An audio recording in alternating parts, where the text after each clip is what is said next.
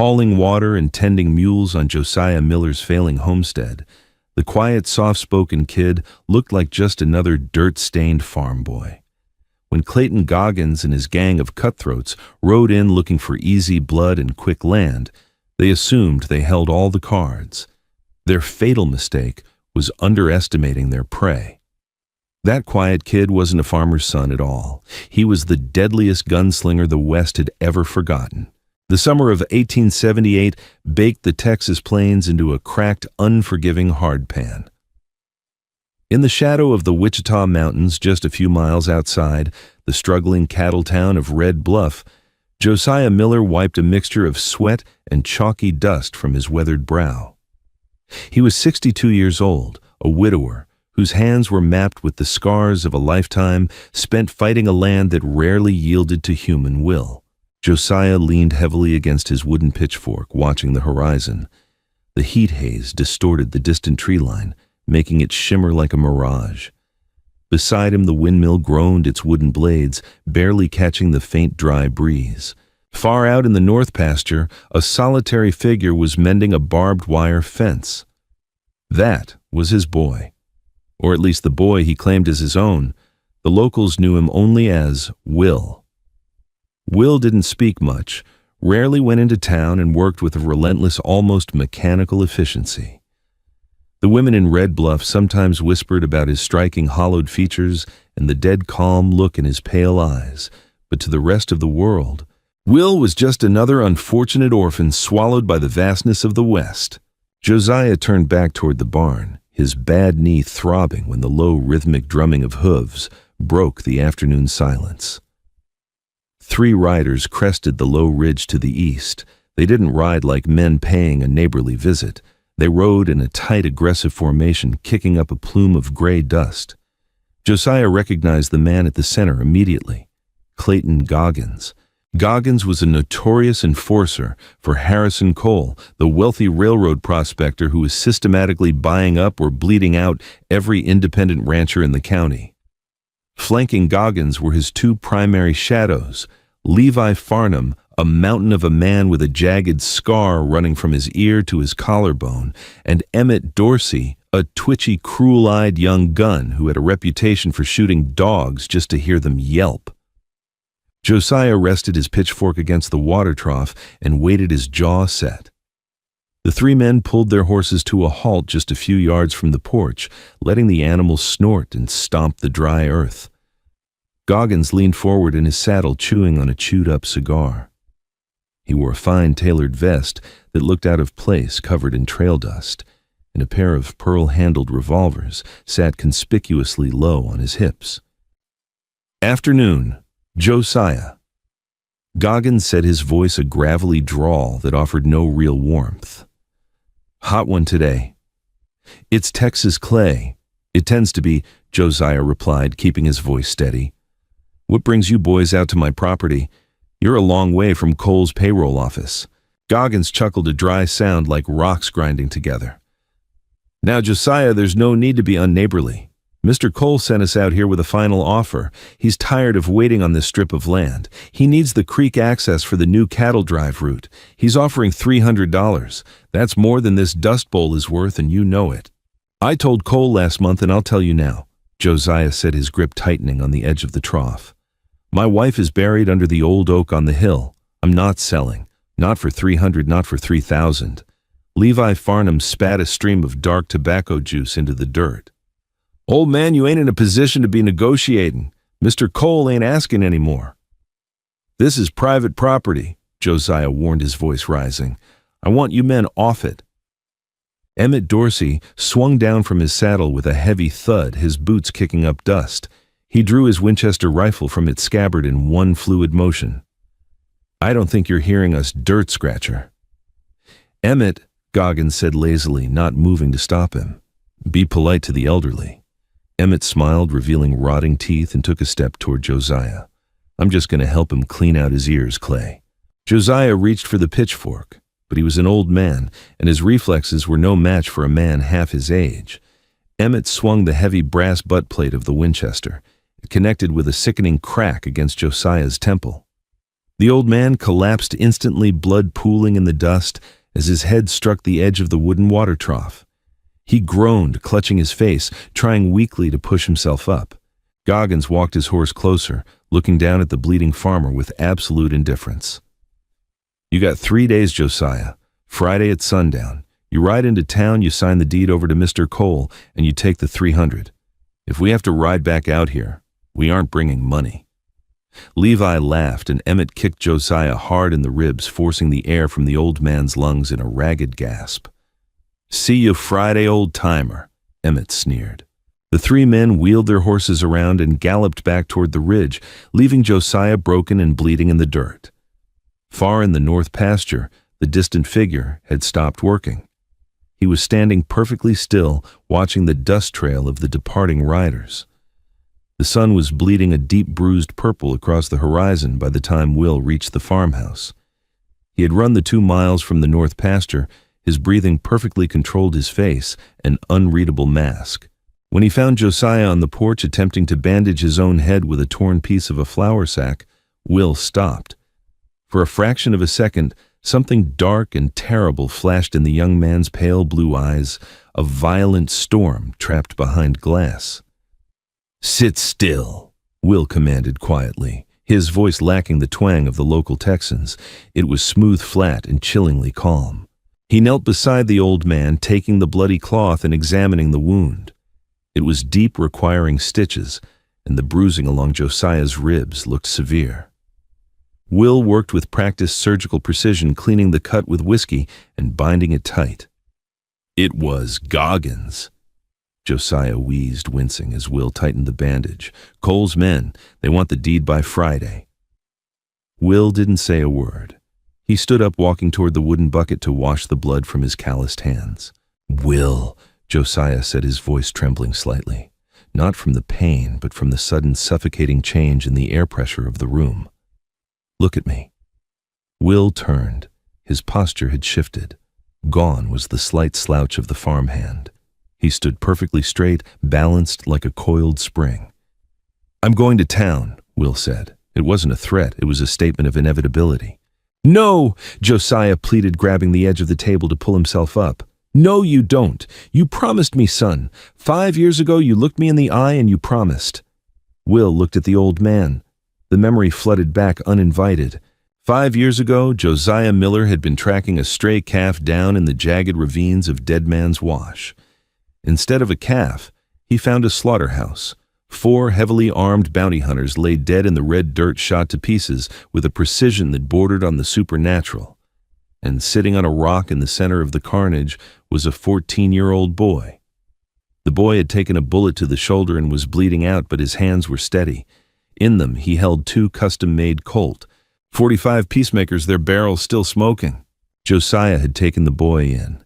He had dug the bullet out of his flesh, nursed him through the fever, and never asked for his real name.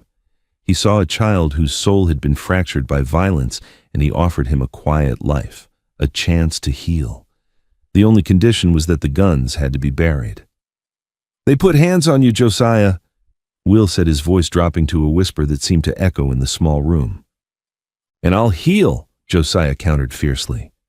"I'm riding into town tomorrow to see Sheriff Calridge. He's the law. He can't let Cole's men extort property. But you, if you dig up what's under those floorboards, Will, you know what happens. You know what you turn back into. I didn't save you from that canyon just to watch you become a monster again." Will stared at Josiah for a long time. The ticking of the mantel clock sounded like hammer strikes in the silent house. Finally, the tension in Will's shoulders released just a fraction. "I'll hitch the wagon for you tomorrow," Will said softly. He turned and walked up the narrow stairs to the attic. Josiah let out a breath he didn't realize he was holding, praying that the law would do its job before the devil in his house decided to do his. Late that night, while Josiah slept fitfully through the pain, Will sat in the darkness of the kitchen. He stared at the worn oak floorboards near the hearth. He remembered the weight of the steel. He remembered the smell of black powder. He remembered the exact speed at which a man's life could be extinguished. The next morning, Josiah rode the wagon into Red Bluff. The town was a bustling, chaotic mix of cattle drivers, merchants, and saloon girls. Josiah parked the wagon near the assayer's office and limped his way toward the sheriff's station.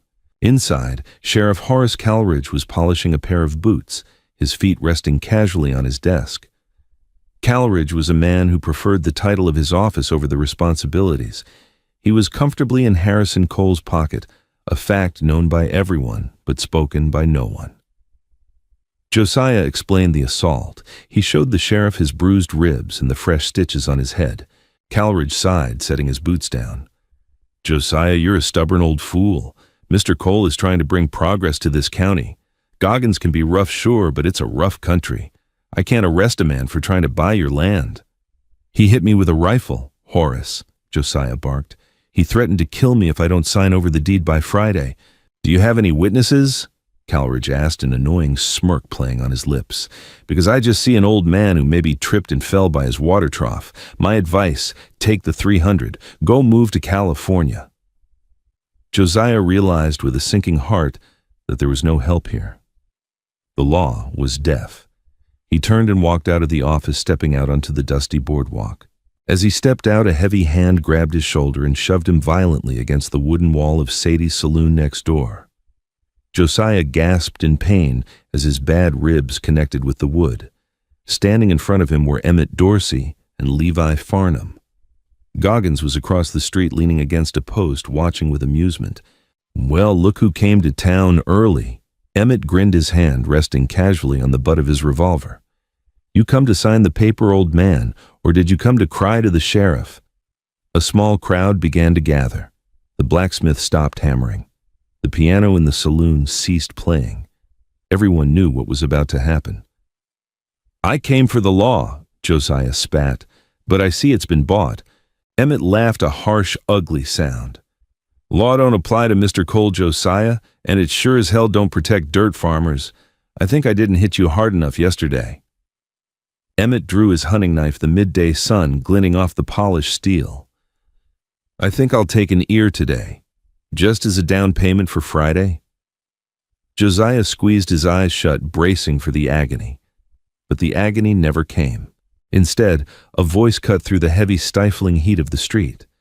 It was a soft voice, lacking any bravado, yet it carried over the murmur of the crowd with terrifying clarity. "Put the knife away."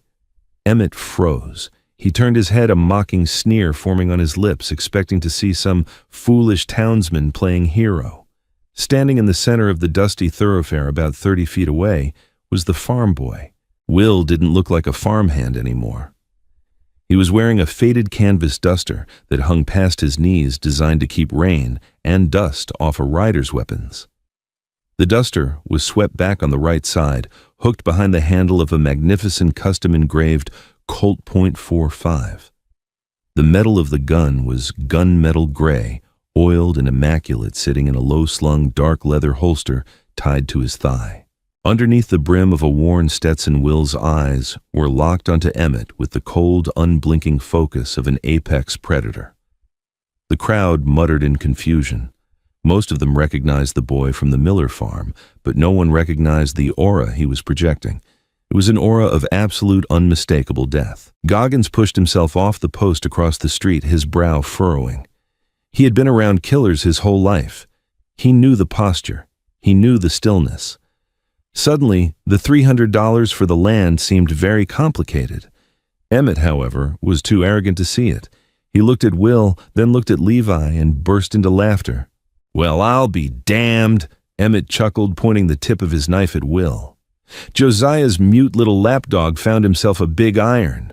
"What are you going to do with that boy? Use it to plow a field." Josiah, eyes wide with terror, yelled out, "Will, no, run!" Will ignored him.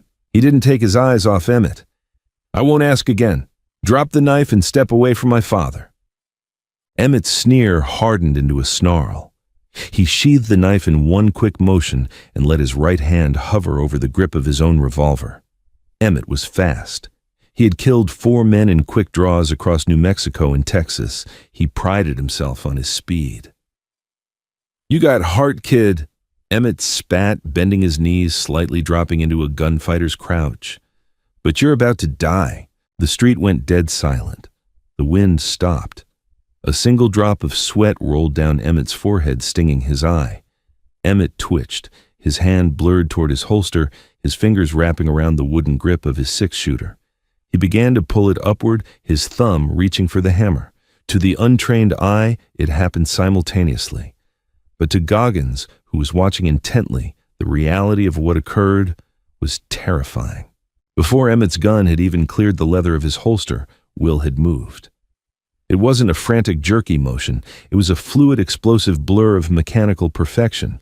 Will's hand swept down, the Colt was drawn raised to hip level, and the hammer was fanned back in a fraction of a second. Crack! The deafening roar of the black powder cartridge shattered the silence. A plume of white smoke erupted from Will's hip. Emmett Dorsey stopped moving. His gun, halfway out of his holster, slid back in with a soft clack. Emmett stood completely still for a second, a look of profound confusion crossing his face. A perfect dime-sized hole had appeared squarely in the center of his forehead. His eyes rolled back, and he collapsed backward into the dust, dead before his body hit the ground. Will hadn't moved. His gun was already reholstered. The movement had been so fast that some people in the crowd hadn't even seen him draw. They only heard the thunder and saw Emmett fall. Absolute shock paralyzed the street.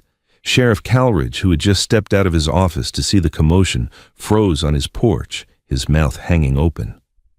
Levi Farnham backed away from Josiah, his hands raised instinctively, staring at Emmett's corpse in disbelief. Goggins didn't move.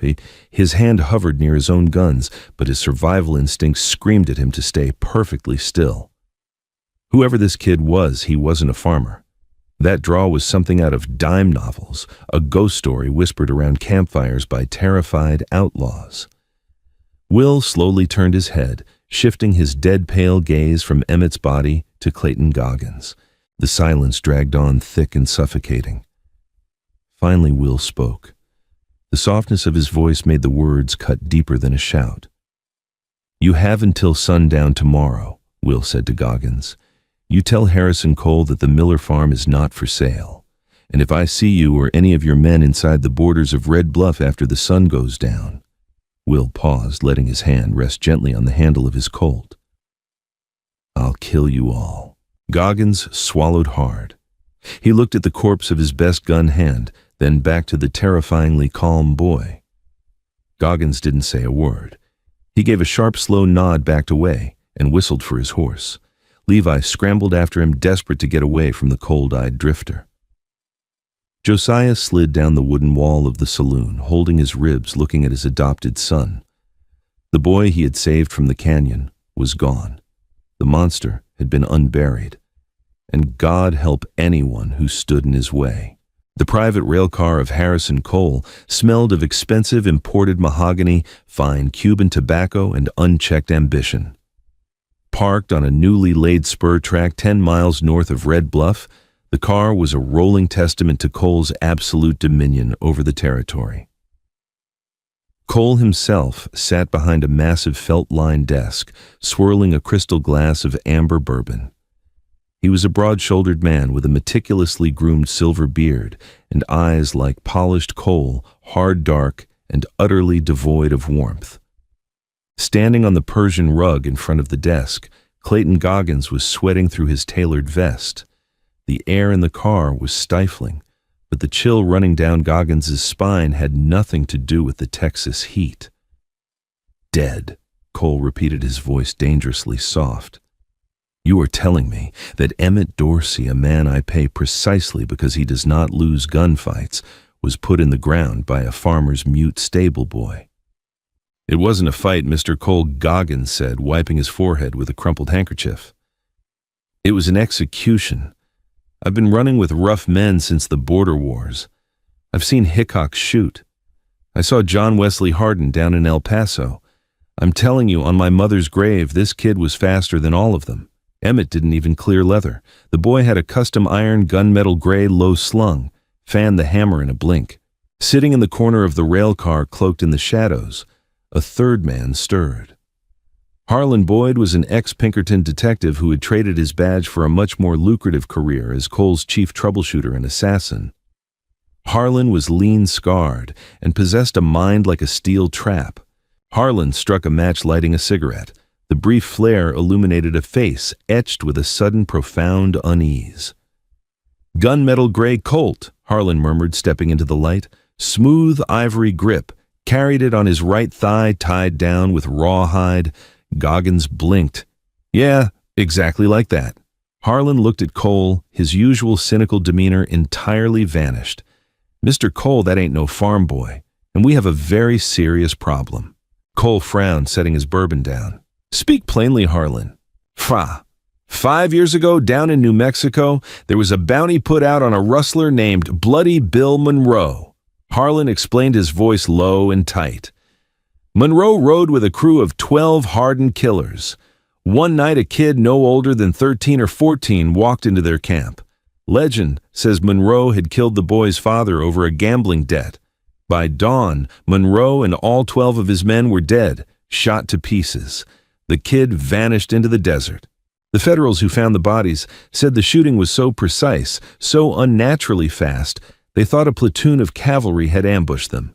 The papers called him the Ghost of Abilene. Then he just disappeared. The bounty hunters tracked him to Dead Man's Wash, and they never came back either." Goggins swallowed hard. "You're saying Josiah Miller's boy is the ghost?" "I'm saying if that boy told you not to be in Red Bluff after sundown, you'd best be on a train to Chicago," Harlan said, exhaling a plume of gray smoke. Cole laughed. It was a harsh barking sound. He stood up, slapping his hands flat against the mahogany desk. "A ghost. A myth. I don't care if he's the angel of death himself. I have 50 miles of track to lay, and Josiah Miller's Creek is the only natural water source for the cattle loading pens.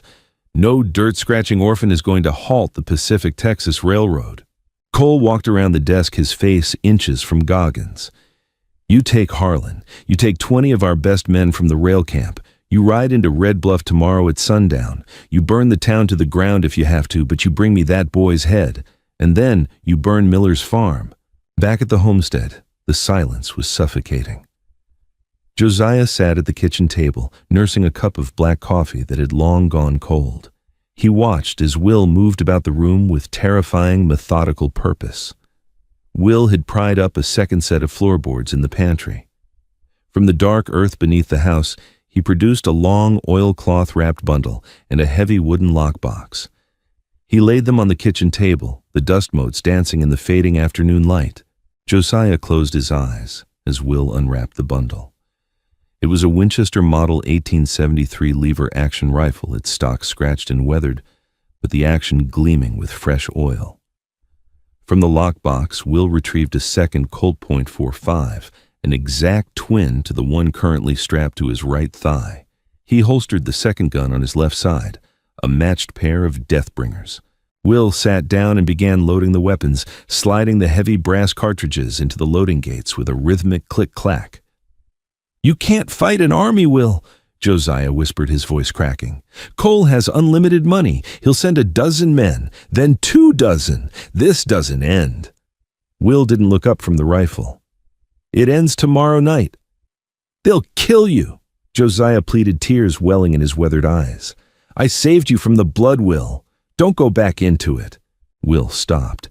He placed the rifle on the table and looked at the old man.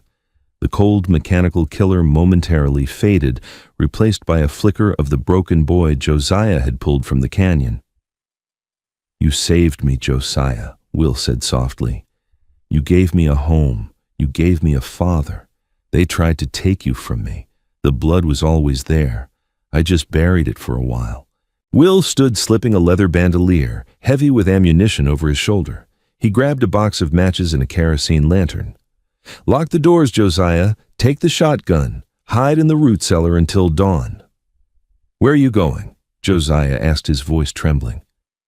Will pulled his Stetson down low over his pale eyes, slipping out the back door into the gathering dusk. "I have to prepare the town." Friday evening arrived with a suffocating windless heat.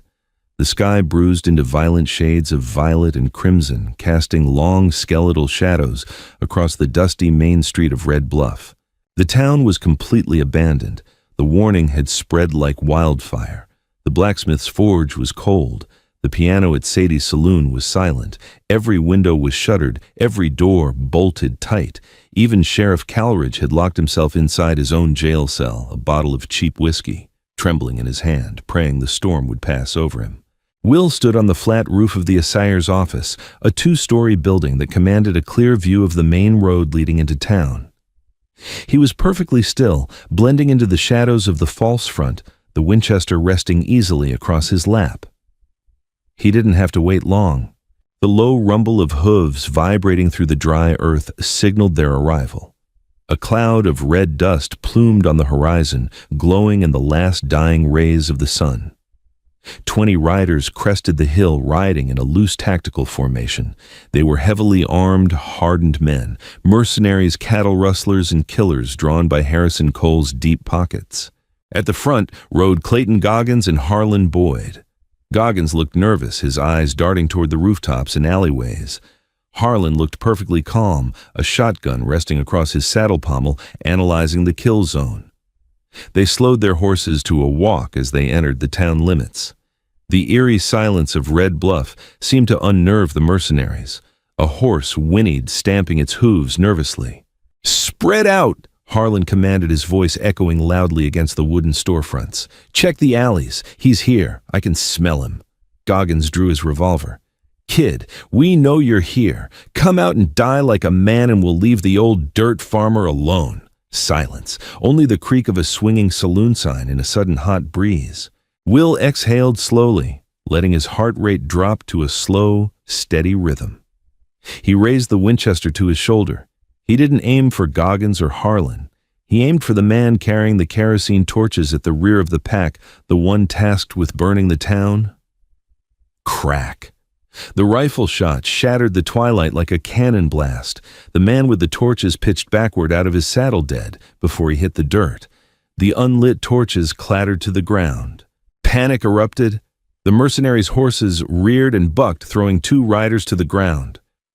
"Sniper Assayer's roof!" Harlan roared, spurring his horse toward the cover of the livery stable. Before the mercenaries could raise their rifles to return fire, Will worked the lever of the Winchester with blistering speed. Crack, crack, crack. 3 more shots echoed in rapid succession. 3 more men fell from their saddles, their bodies hitting the dusty street with heavy thuds. Will didn't stay to admire his work. He instantly abandoned his position, vaulting over the back edge of the roof and dropping into the narrow alleyway behind the assayer's office just as a hail of lead tore through the wooden facade where he had been stationed moments before. "Dismount, dismount!" Goggins screamed, sliding off his horse and taking cover behind a heavy wooden water trough. "Surround the building." 10 men rushed the alleyway, rifles raised, expecting to pin the boy against the back wall. But Will was a ghost. He had already slipped through the side window of the general store. The mercenaries crept down the alley, their boots crunching on the dry dirt. They reached the back wall and found nothing but shadows. "Where'd he go?" one of them whispered, his hands shaking. Inside the darkened general store, Will moved with predatory silence. He set the rifle down against a barrel of flour. The quarters were too tight for a long gun. He drew both Colt .45s, the heavy metal settling perfectly into his palms. He kicked open the side door facing the alley. The mercenaries spun around, but Will was already firing. In the confined space of the alley, the twin revolvers roared like thunder. The muzzle flashes illuminated Will's face in strobing bursts of yellow light, cold, impassive eyes wide and unblinking. He fanned the hammers with a synchronized rhythmic perfection. 6 men dropped in 3 seconds. They never even fired a shot. The sheer overwhelming speed of Will's draw paralyzed them. It was violence elevated to a terrifying art form. Will reloaded on the move, his fingers slipping fresh cartridges into the cylinders by pure muscle memory in the dark. Out in the street, Goggins heard the massacre in the alley. He backed away from the water trough, his courage evaporating. "He ain't human," Goggins muttered, looking around wildly. "Harlan, he ain't human." "Shut up and reload!" Harlan barked from the doorway of the saloon across the street. Harlan was calculating. He realized the boy was using the town's layout to isolate them. "Burn it!" Harlan ordered the remaining 4 men near him. "Burn the whole damn street! Flush him out!" One of the mercenaries threw a lit lantern through the window of the general store. The glass shattered and the kerosene ignited with a dull whoosh, catching the dry goods on fire immediately. Flames began to lick up the wooden walls, casting a chaotic, dancing orange light over the street. The smoke began to billow thick and black. Will slipped out the back door of the general store just as the roof caught fire. The heat was immense, suffocating. He moved through the smoke like a wraith navigating the chaotic battlefield he had designed. He knew every inch of this town. Harlan Boyd stepped out of the saloon, a double-barrel shotgun leveled at the billowing smoke. He had tracked killers across the country, but he had never hunted something like this. He backed up, signaling for the remaining men to form a perimeter around him. "Come on out, boy!" Harlan yelled over the roar of the flames. "You can't hide in the smoke forever." From the thickest part of the black smoke, a voice replied. Not a shout. A calm, chilling whisper that seemed to come from everywhere at once. "I'm not hiding." 2 of Cole's men blindly fired their rifles into the smoke. The bullets chewed into the wooden boardwalk, striking nothing. Suddenly, Will emerged from the shadows of the burning store's porch, walking straight through the veil of black smoke. The firelight glinted off the twin Colts in his hands. The 2 riflemen tried to rack their levers, but they were vastly outmatched. Will didn't even break his stride. He raised both arms, the heavy guns firing in perfect unison. Both mercenaries collapsed, dropping their rifles into the dust. Now it was just Will Clayton Goggins and Harlan Boyd. Goggins broke. The sight of this relentless, unstoppable force marching through the fire shattered his nerve. He dropped his gun, turned, and sprinted toward his horse, screaming in terror. Will didn't even look at him. He raised his left hand, fired once, and Goggins pitched forward into the dirt, a bullet between his shoulder blades. The enforcer skidded in the dust, dead, his tailored vest soaking with blood. Will stopped 20 paces from Harlan Boyd. The street was a vision of hell. The general store was fully engulfed in flames, the heat blistering the paint off the buildings across the street. The air was thick with the stench of burning wood copper blood and sulphurous black powder. Harlan kept his shotgun leveled at Will's chest. The Pinkerton detective didn't shake. He knew he was looking at his own death, but he was a professional. "You're fast, kid," Harlan yelled over the crackling fire. "Fastest I've ever seen. But I got a 12-gauge loaded with buckshot. You might put a hole in me, but I'll cut you in half before I hit the ground." Will slowly lowered his guns, though he didn't holster them. His eyes were locked on Harlan. "You know who I am," Will said, his voice carrying clearly through the inferno. "I know exactly who you are," Harlan replied, a grim smile touching his scarred face. "The ghost of Abilene, the boy who slaughtered Bill Monroe's gang. But here's the funny thing about myths, kid. They always leave out the best parts of the story." Will's eyes narrowed slightly. "Drop the shotgun." "Monroe didn't kill your father over a gambling debt," Harlan shouted, gripping the shotgun tighter. "Your daddy was a U.S. Marshal. He was getting too close to a land grab scheme in New Mexico. A very lucrative scheme, run by a very wealthy man." Will froze. For the first time in 5 years, the absolute icy control he maintained over his emotions cracked. The memory of his father bleeding out in the dirt, the sound of the gunshot, it all flooded back. Monroe was just a hired gun. Harlan continued, seeing the hesitation in Will's eyes and pressing his advantage. "He was paid to pull the trigger, paid by a man who now runs the Pacific Texas Railroad. Harrison Cole ordered the hit on your father, boy. Monroe was just following Cole's orders, and those bounty hunters you killed in the canyon 5 years ago, Cole sent them to tie up loose ends. He's been hunting you your whole life." The revelation hit Will like a physical blow. The man trying to steal Josiah's farm was the same man who had orchestrated the destruction of his entire life. The monster hadn't just found him by coincidence, it was fate closing a bloody circle. For a fraction of a second, Will's grip on his Colts loosened, his breathing hitched. It was the opening Harlan needed. Harlan squeezed the trigger of the shotgun. But Will's survival instinct, honed in the blood-soaked dirt of a dozen gunfights, overrode his shock. At the exact moment Harlan's finger tightened, Will threw himself to the left, diving into the dust. Boom! The shotgun roared, sending a deadly spray of heavy buckshot ripping through the space Will had occupied a millisecond before. The pellets shredded the wooden post of the saloon, splintering it into kindling. Will hit the dirt hard, rolling over his shoulder. He came up on one knee, covered in red dust, his right arm extending perfectly straight. Harlan frantically tried to pull the second trigger. Crack! Will's Colt spat fire. The bullet struck Harlan dead center in the chest. The detective gasped, his eyes widening in shock. The shotgun slipped from his hands, firing its second barrel harmlessly into the sky. Harlan stumbled backward, coughing blood. He fell to his knees, staring at the young man rising from the dust. Will walked slowly toward the dying man, holstering his left gun. The fire from the burning buildings cast long, demonic shadows across Will's face. He looked down at Harlan, his pale eyes burning with a terrifying ancient rage. "Cole," Will whispered. Harlan gave a weak, bloody grin. "He's at the rail camp, 10 miles north. He won't stop." Harlan slumped forward, dead in the dirt. Will stood in the center of the massacre, 20 men dead, the town of Red Bluff burning around him. The silence returned, heavier and darker than before, broken only by the crackle of the flames. Suddenly, a voice cut through the smoke. "Will!"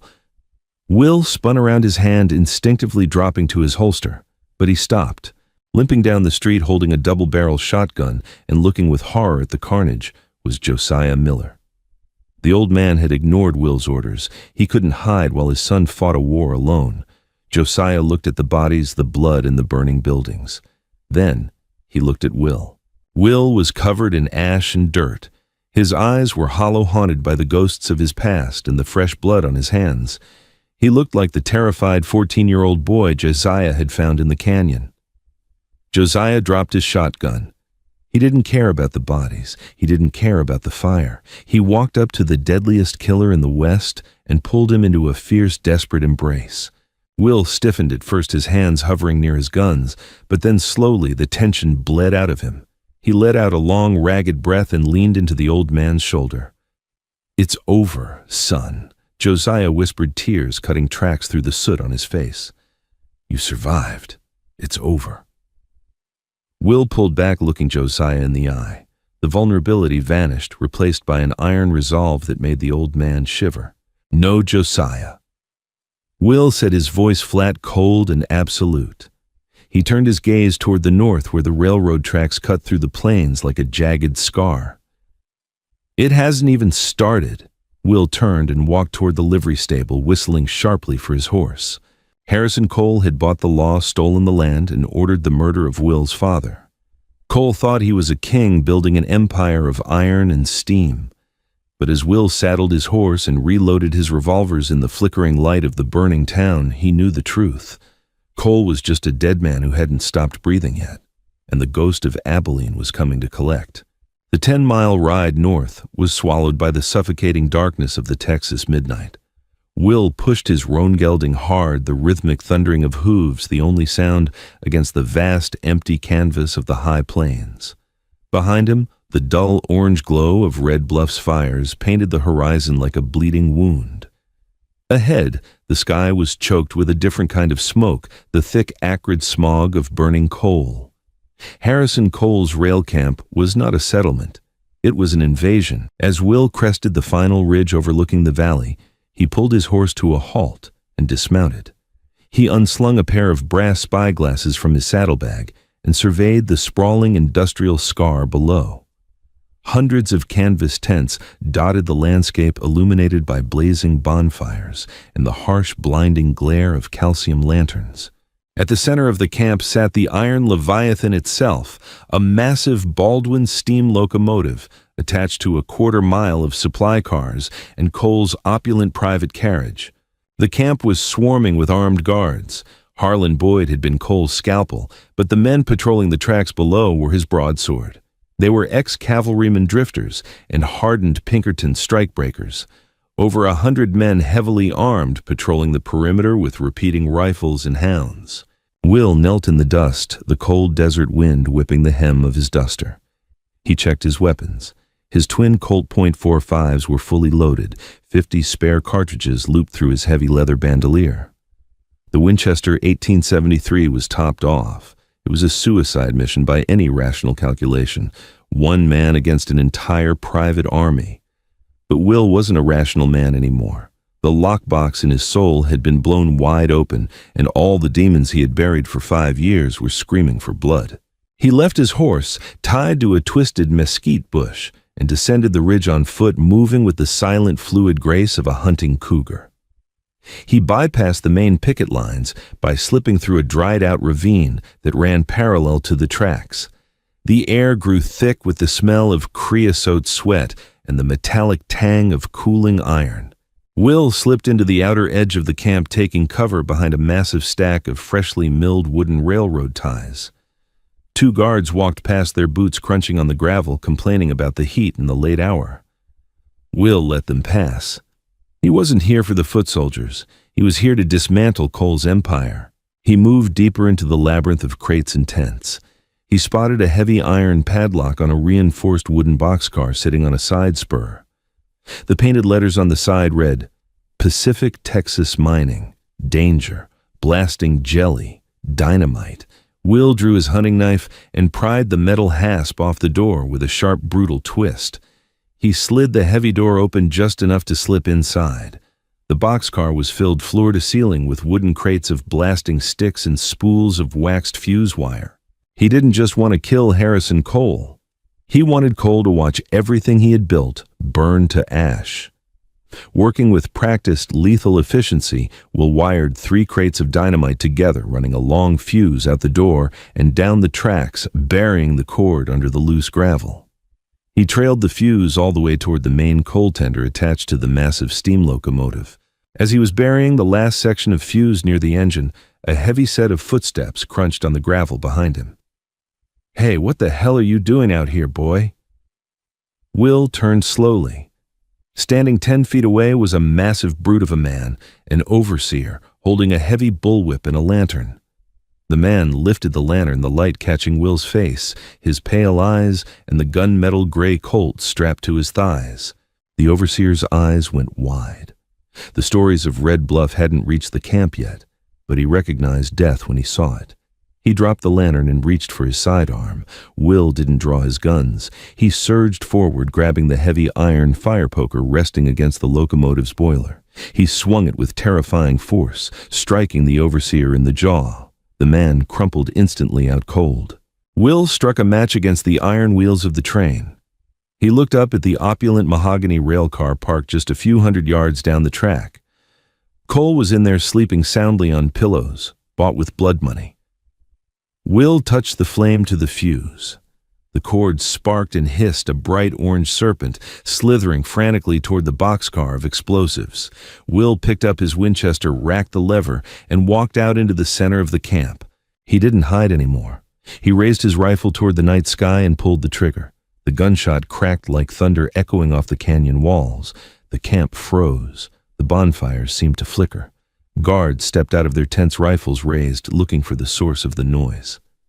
"Wake up, Cole!" Will roared, his voice cutting through the industrial hum of the camp. A split second later, the dynamite detonated. The explosion was apocalyptic. The boxcar didn't just burn, it vaporized, sending a massive shockwave that threw men off their feet and shattered the glass in every lantern for half a mile. A towering pillar of orange fire tore into the night sky, raining burning splinters of wood and twisted metal down upon the camp. The concussion cracked the earth, and the secondary explosions from the blasting caps cascaded down the tracks like a rolling earthquake. Panic seized the rail camp. Horses screamed, tearing free from their hitches. Men ran blindly through the blinding smoke and fire, shouting in terror. From the balcony of his private rail car, Harrison Cole burst through the double doors wearing a silk dressing gown, his face pale with shock. "What is happening? Put the fires out! Defend the train!" Standing below the balcony was Captain Deacon Albright Cole's head of security. a ruthless veteran who wore a scarred leather eye patch over his left eye. Deacon drew his heavy Schofield revolver, barking orders to the terrified guards. "Form a line! Get to the tracks! It's a raid!" But it wasn't a raid. It was just one boy. Will walked out of the billowing smoke of the explosion, a silhouette framed by the inferno. He didn't run. He walked with a terrifying, rhythmic purpose. A group of 6 guards spotted him through the haze. "There, it's one man, kill him." They raised their rifles, but Will was already firing. Firing from the hip with the Winchester, he worked the lever so fast it sounded like a Gatling gun. 6 shots rang out in less than 3 seconds. All 6 guards dropped, struck with lethal mathematical precision. Will tossed the empty rifle aside and drew his twin Colts. The fight that followed wasn't a battle, it was a slaughter. Will moved through the camp like a phantom, using the burning tents and stacked lumber as cover. He fired, moved, reloaded, and fired again. He was a machine of perfect, violent geometry. Every bullet found a mark. The guards fired wildly into the smoke, hitting each other in their panic, while Will picked them off one by one. Deacon Albright watched the massacre from the tracks, his one good eye wide with disbelief. He saw the gunmetal gray Colts. He saw the blinding speed. "The ghost," Deacon whispered. "It's the damn ghost." Deacon wasn't going to die in the dirt. He ran toward the flatbed car directly behind Cole's carriage.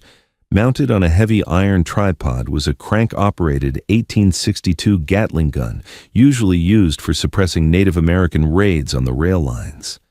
Deacon hauled himself onto the flatbed, tore the canvas cover off the weapon, and racked the heavy bolt. "Eat lead, you demon!" Deacon screamed, gripping the crank and spinning it violently.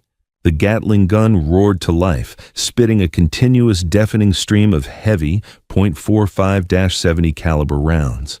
The hail of lead tore through the camp, shredding tents, shattering wooden crates, and kicking up a blinding wall of dirt and debris. Will dove behind a massive iron boiler sitting near the tracks, just as the bullets chewed into the dirt where he had been standing. The heavy rounds pinged and screamed off the iron boiler, deafening him. Wood splinters rained down on his shoulders. Deacon kept cranking, laughing manically as he sawed the camp in half with the heavy weapon. "You can't outshoot this boy." Will was pinned. He checked his cylinders. He had 4 rounds left in his right gun, 6 in his left. He couldn't peek around the boiler without getting cut to ribbons. He looked up. Above him, running alongside the tracks, was the massive main water pipeline that fed the steam locomotive suspended on heavy wooden trestles. Will holstered his left gun, took a deep breath, and rolled backward out of cover, sliding across the gravel. Deacon instantly tracked the Gatling gun toward him, the heavy barrels spinning. Will didn't aim at Deacon. He aimed straight up. He fired 2 shots into the heavy iron joints of the suspended water pipe directly above the flatbed car. The high-pressure steam and boiling water inside the pipe violently ruptured. A massive geyser of scalding water and blinding white steam exploded directly onto Deacon Albright. Deacon shrieked in agony, dropping the crank as the boiling water soaked into his clothes. The Gatling gun whined to a halt. Blinded and burned, Deacon stumbled backward, clawing at his face. Will stood up, leveled his right Colt, and fired a single shot through the steam. Deacon Albright fell backward off the flatbed car, dead before he hit the gravel. The heavy machine gun fell silent. The remaining guards, seeing their captain dead and half the camp burning to the ground, threw their weapons down and ran into the desert, abandoning their employer. Will reloaded his guns, the metallic clicks echoing in the sudden eerie quiet of the burning camp. He stepped over Deacon's body and walked toward the heavy mahogany doors of the private rail car. It was the end of the line. Will kicked the double doors of the railcar, opened the heavy brass hinges, groaning under the force. He stepped inside, the smoke from the burning camp swirling in around his boots. The interior was a stark contrast to the blood and ash outside. Crystal chandeliers, velvet drapes, and a massive mahogany desk. It smelled of fine cigars and fear. Harrison Cole was backed against the far wall, his hands shaking violently as he held a small silver-plated derringer pointed at Will. The wealthy tycoon looked pathetic. His silk robe was stained with spilled bourbon, his silver hair disheveled. The illusion of his invincible power had been shattered in less than 20 minutes. Will closed the doors behind him, locking out the noise of the inferno. He didn't draw his guns.